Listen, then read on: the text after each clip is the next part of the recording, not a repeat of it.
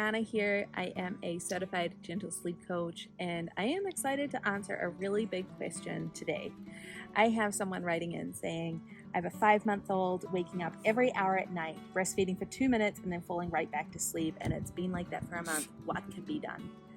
Is your baby just like feeding, but then wakes up, feeding really short, going back to sleep, and you feel like you're feeding every hour or two at night? Let's dive into why that is happening.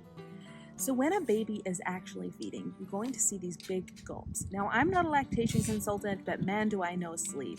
And one thing that we do know about sleep is that when they are in that kind of like REM sleep or in light sleep, we're going to see this short, shallow suck.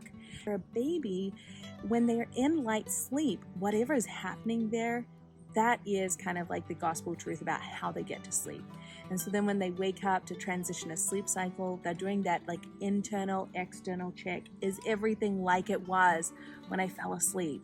And if it's not, then they're like, okay, who can do that for me? And if it's feeding, they're going to be like, hey, mom, dad, whoever it is, bring that bottle, bring that boob. Let's have a quick feed so I can get back to sleep. Because they are just as frustrated as you are about wanting to get back to sleep. And that's why they're like, give it to me now, give it to me now. And they may even cry a lot until you give it to them, because for them, they're like, I want to get back to sleep, and this is a part of my rhythm.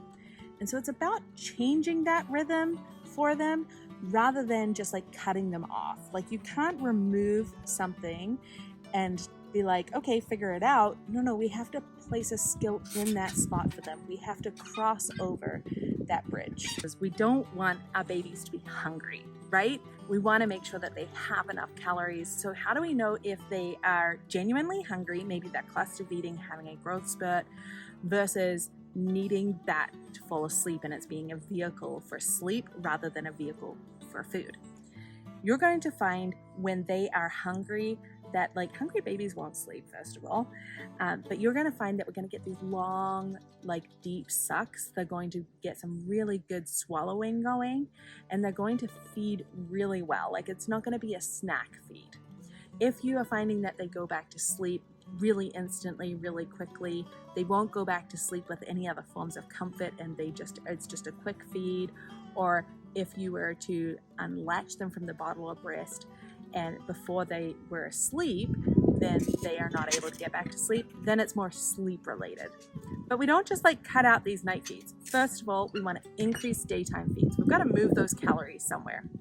Second, let's put a diaper change before that night feed so they are more awake. And I know a lot of people are kind of like, well, I don't want to make them more awake, like wake up more, because then I can't get them back to sleep. No, we want them to be awake so they have a really good full feed so that they get the calories that they need so that they can do another long stretch.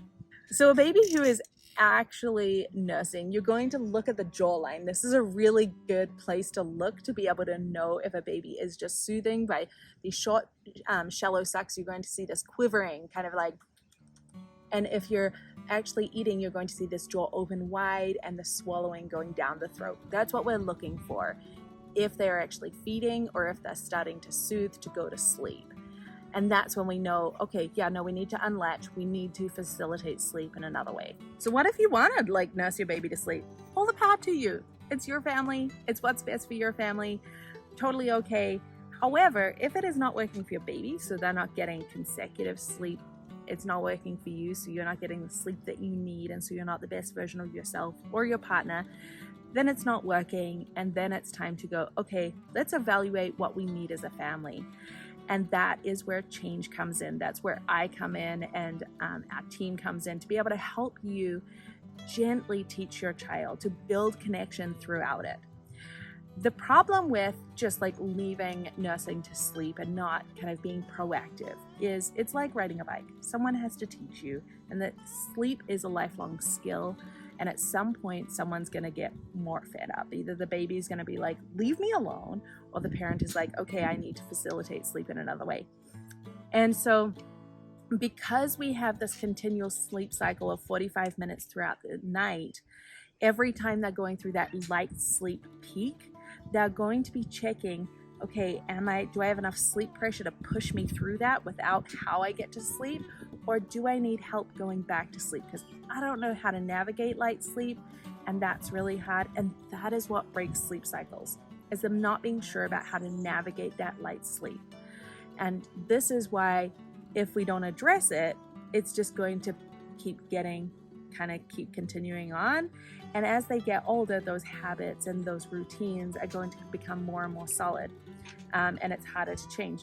The other thing that we also want to consider is if we're getting lots and lots of snacking throughout the night, the motivation to increase solids, the motivation to increase milk during the day isn't there. And so we end up with a lot of snacking everywhere. And so then some babies, it can become hard to increase those solid and milk intakes during the day, where they're going to get fuller feeds and bigger amounts of calories. I think ultimately we all really want to have great communication with our babies. And when they're waking up every hour or 2 hours and they're not getting decent stretches and they're upset and they're just trying to get back to sleep, they're really trying to communicate to us, this isn't working, I'm frustrated, I want to get back to sleep.